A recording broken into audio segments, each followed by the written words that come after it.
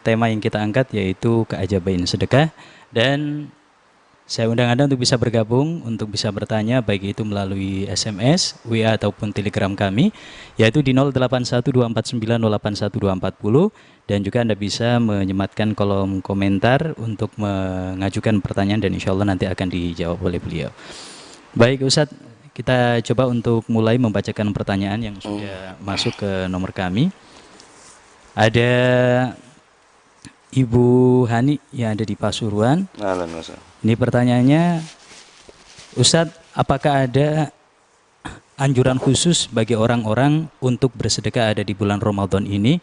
Karena semua amalan ibadah itu kan katanya dilipat gandakan. Nah, untuk sedekah, apakah ada anjuran khusus? Terima kasih untuk jawabannya. Nah, Rasulullah SAW, kita tidak mungkin bisa meniru kedermawanan Rasulullah SAW.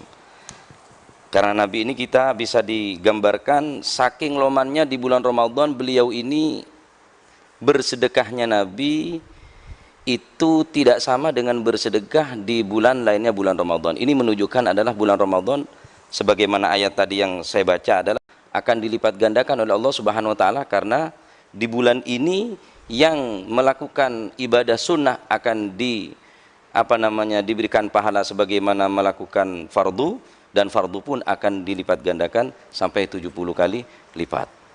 Begitu juga tatawu, sedekah kita juga akan dilipat gandakan oleh Allah Subhanahu wa taala. Jadi mumpung kita ada di bulan ini obralan, kata orang Jawa ini obralan, kita amalnya yang sedikit ini akan tetapi mendapatkan pahala yang besar daripada Allah Subhanahu wa taala. Nabi lebih banyak bersedekah di bulan Ramadan, bahkan lebih loman beliau tenimbang daripada bulan-bulan yang lain. Kalau kita meniru suruh persis seperti lomannya Nabi, kayaknya tidak mungkin kita ini. Ibadahnya persis seperti Nabi, kayaknya tidak mungkin. Ikhlasnya seperti Nabi, tidak mungkin. Kita berusaha di bulan Ramadan ini berbagi. Makanya kita dianjurkan di bulan Ramadan ini tidak hanya banyak tidur, Mas Zain. Kita merasakan lapar. Bagaimana orang lapar, bagaimana orang haus. Jadi kita bisa berbagi dengan rasa lapar ini, sehingga kita bisa melihat orang yang keadaan yang sangat susah begitu. Baik, Ustadz, ini ada yang sudah mengirimkan pertanyaan di siaran langsung kita kali ini. Ada Juwairiyah Halim. Ini izin bertanya, Ustadz, bolehkah bayar zakat fitrah ada di awal bulan Ramadan karena pandemi? Boleh, sudah, itu yang pertama, nanti ada pertanyaan berikutnya. Boleh, tapi ada beberapa para ulama, guru-guru kita, sebagaimana oleh guru kita Ustaz Al-Habib Taufik juga pernah menjelaskan tentang ma yata'allaqu bizakah, tentunya boleh. Namun zakat apa itu? Fitrah. Nah, zakat fitrah, dan itu jangan sampai lebih daripada melewati daripada sholat Idul Fitri. Nah, jadi boleh mengeluarkan zakat sebelum bulan puasa. Baik, kemudian pertanyaan berikutnya ini, Ustaz. Bolehkah kita memanggil orang miskin yang mau kita kasih zakat ke rumah kita? Karena kita nggak tahu rumahnya. Jadi bukan kita yang ngantar, Ustaz, tapi kita yang manggil mereka. Sedekah memang bagi orang lil fuqara wal masakin. Innamas shadaqatu lil fuqara wal masakin wa 'amilina 'alaiha, ini yang bab zakat. Adapun sedekah bagikan orang yang membutuhkan. Alangkah baiknya sedekah tadi itu kita antar saja. Karena mereka sebetulnya malu, Mas Zain. Mereka juga tidak ingin menjadi orang miskin sebetulnya. Jadi alangkah baiknya, apalagi kalau kita mengundang media, kalau kita foto, kita sebar, lalu kemudian mereka berdesak-desakan, kasihan. Ya memang wataknya manusia ini semua senang diberi. Semua wataknya manusia memang senang memberi, tidak senang memberi. Akan tapi biasanya orang yang diberi, ini terus mencari pemberian daripada orang lain, ini biasanya akan lemah. Innal insana abidul ihsan wal ihsan yu'jizul insan. Jadi alangkah baiknya ibu memberinya jangan dipanggil, akan lebih jauh lebih baik, sebagaimana Imam Ali Zainal Abidin, beliau bersedekah di waktu sebelum subuh. Jadi alangkah baiknya diantar sendiri, Ustaz, ya? Ya, diantar. Baik, pertanyaan berikutnya ini dari Bapak Mustafa yang ada di Pasuruan. Ustadz, saya pernah mendengar keterangan bahwa Nabi itu kalau udah masuk bulan Ramadan itu kedermawanannya seperti hembusan angin. Mungkin bisa diterangkan Ustadz apa yang dimaksud dengan istilah tersebut. Terima kasih untuk jawabannya. Ya, hembusan angin itu kan angin masuk kemana saja, Mas Zain. Ada celah sedikit, angin itu masuk, tidak nunggu celah besar. Jadi kita buka pintu, buka jendela sedikit, kalau pas musim angin begitu kan udaranya kan masuk. Tidak harus dibuka lebar itu pintu ataupun jendela, dengan angin, dengan pintu yang dibuka sedikit atau jendela yang dibuka sedikit ada udara masuk, pasti akan masuk udara tersebut. Begitulah kedermawanan Nabi SAW di bulan Ramadan, di bulan puasa ini. Beliau saking dermawannya sampai diibaratkan seperti hembusan angin yang bisa masuk ke setiap masuk ke setiap celah-celah, sekecil apapun celahnya pasti akan dimasuki udara. Oke, baik. Kemudian pertanyaan dari Ani Rahma yang ada hadir di siaran kita kali ini. Ini sebenarnya tadi sudah dijawab. Apa perbedaan sedekah ada di bulan lain selain Ramadan? Sama aja. Tadi sama Ustaz ya. Baik, sudah dijawab untuk Ahina Rahma yang sudah masuk ada di kolom komentar kami. Baik, kemudian pertanyaan berikutnya, coba. Pertanyaan berikutnya kita pilih dulu ini. Baik, ini dari Bapak Muhammad yang ada di Pasuruan. Assalamualaikum Yai. Ini pertanyaannya, Ustadz, apa keutamaan bagi orang yang menyediakan makanan takjil bagi orang-orang yang sedang berpuasa? Dan makanan apa yang paling baik diberikan untuk orang-orang yang sedang berpuasa, misal ke masjid ataupun musola? Terima kasih untuk jawabannya. Nah, Nabi SAW bersabda, man at'ama akhahu hatta yushbi'ahu wasagahu hatta yarwiyahu ba'adahu Allahu minan nari sab'ata khanadik ma baina kulli khandaqain khamsumi'ati amin. Nabi SAW bersabda, man at'ama, barang siapa memberikan makan akhahu, saudaranya seiman, seagama, hatta yushbi'ahu, sehingga saudaranya tadi itu merasa kenyang, wasaqahu hatta yurwiyahu, dan mereka memberikan minum, ba'adahullahu, maka orang tadi itu akan dijauhkan oleh Allah Subhanahu wa taala minan nari, daripada api neraka, sab'ata khanadik, 7 khanadik. Satu khanadik yaitu satu khandak, ma baina kulli khandaqain khamsumi'ati amin, dari satu khandak ke khandak yang lain itu berjarak 500.000 tahun. Khamsumi'ati amin, 500 tahun. Jadi jauhnya kita bisa bayangkan, jauhnya orang yang memberi makan dan minum kepada orang yang lapar. Ini dijauhkan oleh Allah Subhanahu wa taala dari api neraka sebanyak 7 khanadik, 7 khandak. 7 parit. Satu khandak itu berjarak 500 tahun kalau kita berjalan. Saking jauhnya dari api neraka. Itu tidak akan tersentuh api neraka orang yang memberi makan dan memberikan minum. Lebih dari itu, orang yang memberikan takjil di bulan puasa, memberikan buka di bulan Ramadan, di bulan puasa ini, orang tadi itu akan diberikan pahala sama dengan orang yang berpuasa. Bukan berarti kita tidak usah puasa, lalu kemudian kita hanya memberikan makan kepada orang yang berpuasa, cukup podoain, tidak sama, itu pahalanya. Adapun kewajibannya tetap sama, wajib puasa.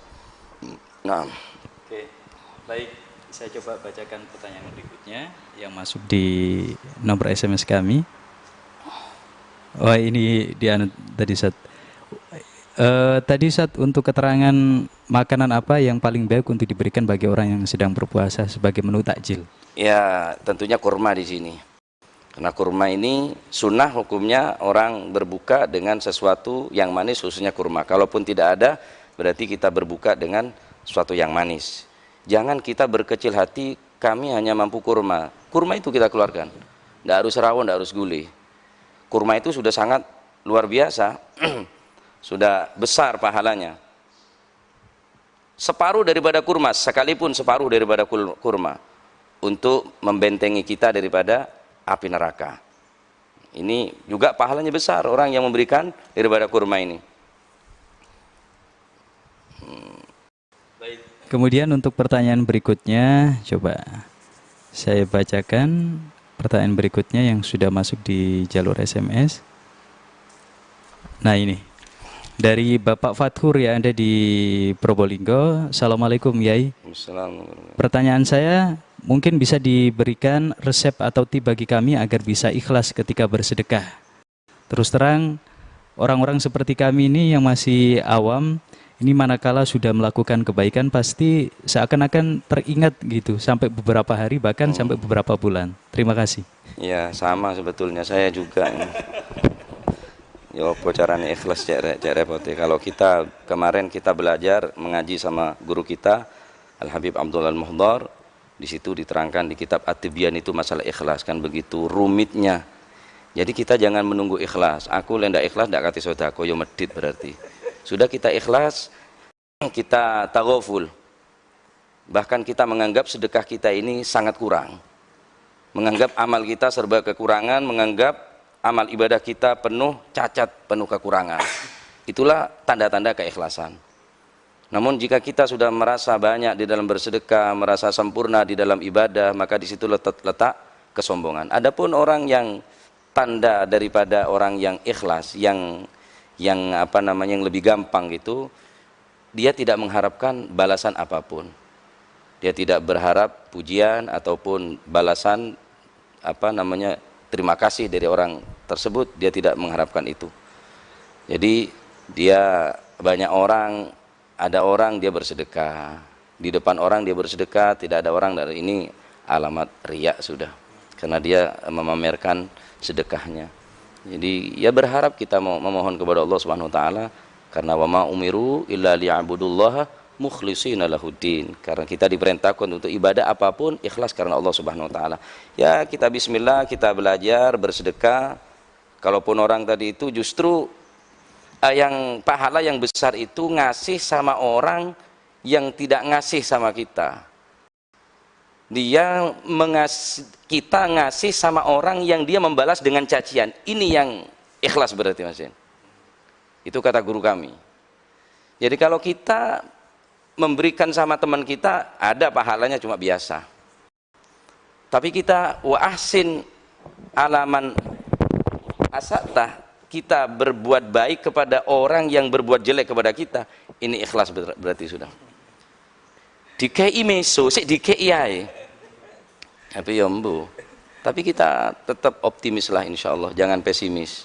Jadi kita jangan menunggu ikhlas, kita akan berbuat semampu kita, yang penting Allah yang maha tahu atas segala perbuatan kita. Baik. Ada hamba Allah yang ada di Sampang. Pertanyaannya Ustadz, ini siapakah urutan-urutan orang yang lebih berhak untuk kita berikan sedekah atau kebaikan Ustadz? Terima kasih untuk jawabannya. Nah, tentunya di sedekah ini ada aturan-aturan, ada cara-cara yang harus kita patuhi. Di antaranya yaitu orang yang dekat kepada kita. Orang yang dekat kepada kita yakni saudara kita ataupun tetangga kita yang ada masih kerabat saudara. Ini yang lebih berhak menerima kebaikan daripada kita. Kenapa? Karena kita jika berinfak ataupun bersedekah kepada orang yang masih ada kerabat dengan kita, maka itu akan mendapatkan dua pahala.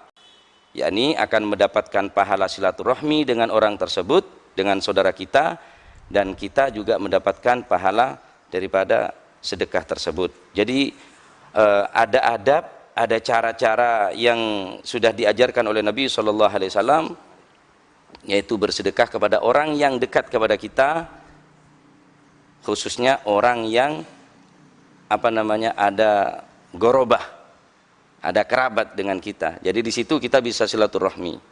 Jangan kita melangkahi orang yang dekat, dikasih sama orang yang jauh karena dia temannya, karena dia kenalannya, jangan. Kasih orang yang lebih dekat, khususnya yang masih ada saudara dengan kita, itu yang lebih berhak menerima daripada kebaikan kita. Ya. Okay. Baik, kemudian ada pertanyaan lagi yang sudah masuk dari Juwairiyah Halim ya. Ustadz, saya pernah dengar bahwa orang yang sudah mati, jika dikasih kesempatan hidup lagi, dia ingin lagi untuk bersedekah. Nah, apakah artinya habluminanas itu lebih afdol dari segala amal, Ustadz? Terima kasih jawabannya. Memang ada Iya. keterangan seperti itu, Ustadz ya? Iya, ada. Orang yang sudah meninggal ingin dibangkitkan lagi atau tidak? Sebelum saya jawab, tadi ada hadisnya mengenai cara untuk kita supaya bersedekah bagi siapa orang yang lebih berhak. Di sini diterangkan wa idza tasaddaqta fabda bi aqaribika wa arhamika al-fuqara. Jika engkau bersedekah maka mulai dengan kerabat-kerabatmu ataupun saudara-saudaramu yang fakir. Wa jiranika al-muhtajina. Kedua yaitu jiron, tetangga yang membutuhkan, yang hajat. Fa innahum aula bihi min ghairihim, karena sesungguhnya mereka adalah lebih berhak daripada yang lainnya. Wa thawabu fi shadaqati alaihim aktsar wa a'dham. Adapun bersedekah kepada mereka, yakni orang yang ada kerabat dengan kita, masih famili kita dan tetangga kita, aktsar wa a'dham, ini lebih banyak dan lebih besar pahalanya. Sebagaimana Nabi SAW bersabda, as-shadaqatu 'alal aqaribi shadaqatun wasilatun. Sedekah yang diberikan kepada aqarib, ini aqarib ini jamak daripada qarabah. Kalau menggunakan ain ini namanya aqrab. Aqrab ini, aqarib ini jamak daripada aqrab kalajengking. Makanya ada yang mengatakan al-aqarib kala aqarib. Ya, jadi saudara itu kayak kalajengking, ndak gigit cuma ngentup, ya bodoh. Ya. Kemudian apa tadi? Tadi pertanyaannya ini dari Juwairiyah Halim ya. Saya pernah dengar bahwa orang yang sudah mati itu jika dikasih kesempatan hidup lagi, dia itu ingin bersedekah. Nah, apakah artinya hablum minanas itu lebih afdal dari segi amal, sehingga dia kok yang diinginkan itu adalah sedekah, bukan amalan Allah yang lain. Subhanahu wa taala di dalam Al-Qur'an berfirman, wa anfiqu mimma razaqnakum min qabli ayyatiya ahadakumul mautu fayaqul rabbi laula akhartani ila ajalin qarib fa asaddaqah wa akum minas salihin wa la yuakhirallahu nafsan idza jaa ajaluha wallahu khabirum bima ta'malun. Allah Subhanahu wa taala berfirman di dalam ayat tersebut, berinfaklah kalian min qabli ayyatiya ahadakumul maut, sebelum kematian mendatangimu. Jika sudah mati baru dia akan mengucapkan seperti ini, Rabbi laula akhartani ila ajalin qarib, ya Allah akhirkanlah ajalku, kembalikan aku ke atas dunia, hidupkan kami qarib, ajal yang sebentar ya Allah, qarib sebentar, fasaddaqah, aku akan bersedekah. Jadi orang yang mati-mati itu mereka ingin hidup kembali, bukan ingin haji, bukan pengen umroh, apalagi pengen zuat lagi, enggak. Fasaddaqah, ingin bersedekah, wa akun minas salihin, dan aku akan menjadi orang yang soleh. Begitu mengetahui pahala yang besar daripada sedekah. Kenapa? Karena sedekah ini berkaitan dengan iman. Berkaitan dengan iman. Kalau orang imannya sudah kuat, dia akan gampang akan bersedekah. Dia akan tidak, Sayyidina Ali bin Abi Thalib karramallahu wajhah pernah mengatakan, kalau ada orang yang menghampirimu, meminta-minta kepadamu, maka berbahagialah, karena Allah Subhanahu wa taala mengirim seseorang kepadamu tanpa engkau mengantar sesuatu tersebut. Maka Sayyidina Ali lebih senang kalau diminta, bukan nunggu diminta. Bukan artinya orang tersebut menghampiri Sayyidina Ali ke rumah beliau. Kalau kita mungkin kalau di rumah ngomong nang anake, bapak ndak ono gitu, kalau tahu dia minta sedekah. Kalau Sayyidina Ali ndak, marhaban ahlan wa sahlan, karena Allah Subhanahu wa taala telah mengirimnya. Nah, itu jadi memang ada ayat itu. Jadi orang yang telah meninggal ingin hidup kembali, ingin bersedekah, fa'asaddaqah, aku akan bersedekah. Karena orang yang telah meninggal sudah tahu betapa besarnya pahala daripada yang bersedekah yang dijanjikan oleh Allah Subhanahu wa taala. Oke, baik. Ini pertanyaan berikutnya masih dari jalur SMS ya. Ini dari Pasuruan. Pertanyaannya, Ustadz, bagaimana cara orang tua untuk mengajari anak-anaknya yang masih belum balik untuk kuat berpuasa? Oh, berpuasa. Ya, berpuasa. Nah, sebagian as-salafun as-salihun ini lebih memperhatikan puasa. Sholat tetap kita perhatikan, namun lebih diperhatikan lagi di dalam puasa. Lebih serius lagi di dalam bab puasa. Karena apa? Karena di pendidikan berpuasa ini ada rasa ndak tega. Sopo kati teko, delok anak luwe geluntang-geluntung, dia lalu anak tersebut menangis, minta makan, minta minum. Ya kita ajari saja. Ditegak-tegakno lah untuk kebaikan mereka. Kalau ndak gitu ya sampai tuwek, ndak poso. Insya Allah kuat kok kuat. Nah, tentunya kalau umur yang masih masih kelas 2 SD atau kelas 3 SD ya zuhur pertama. Nanti kalau kuat lagi ditambah lagi puasa lagi sampai maghrib gitu. Dan yang penting lagi dikasih imbalan gitu, nggak tak tukok nopo gitu, kasih iming-iming, karena anak-anak itu senangannya gitu. Jadi harus lebih diperhatikan lagi di dalam puasa, karena kalau sholat ya nyuruh gitu aja sebentar kan, berapa menit sudah. Tapi kalau puasa ini sehari Mas, ndak teko, ketok anak nangis ndak teko. Akhirnya bapaknya wis sik cilik ae sampai tua akhirnya ndak poso. Oke, baik. Nah, adapun pahalanya kepada orang tua. Pahalanya anak tadi itu yang berpuasa yang belum balik itu akan diambil diterima oleh orang tua yang mengajari anak. Itu pernah guru kami mengajarkan tentang tarbiyatul aulad, dan yang perlu ditekankan adalah bab puasa. Karena Al-Habib Ahmad bin Umar bin Sumait kalau tidak salah di Majmu' Kalam beliau juga pernah mengatakan itu. Jadi la siyama fil siyam. Jadi lebih perhatian lagi di dalam masalah puasa. Bukan tidak memperhatikan sholatnya, tapi di puasa ini kita lebih cenderung nggak tega sama anak.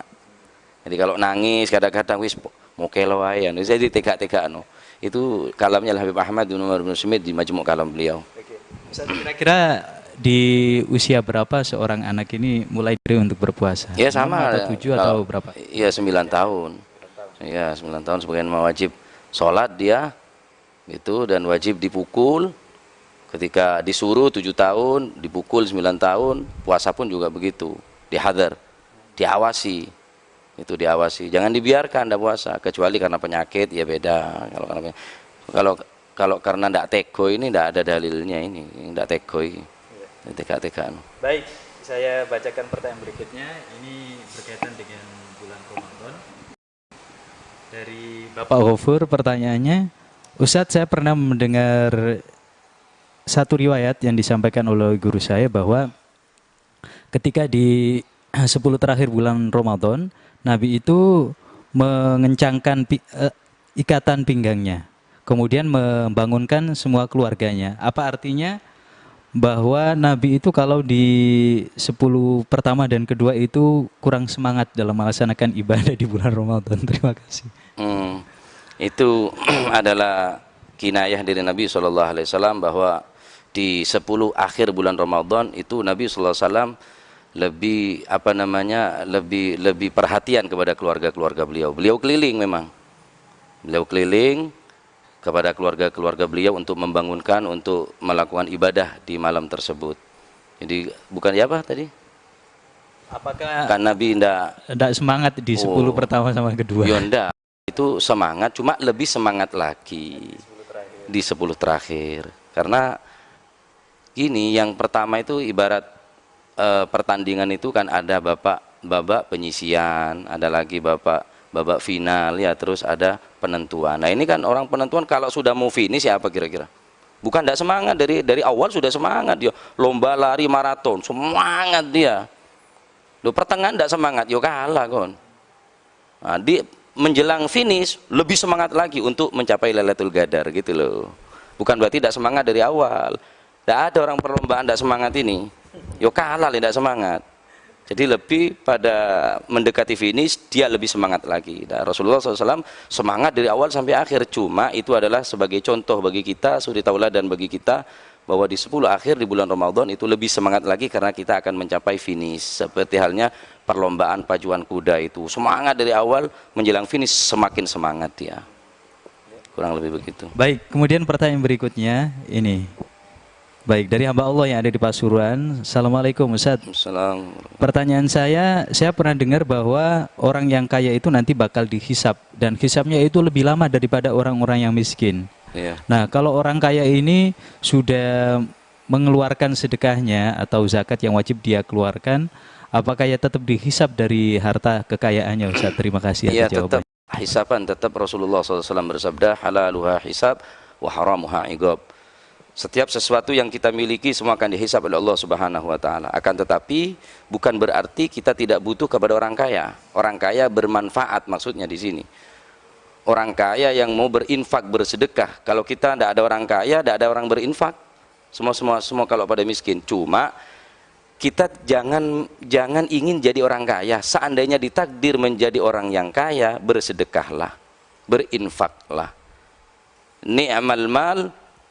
Ni'mal malis saleh fi rajulis saleh.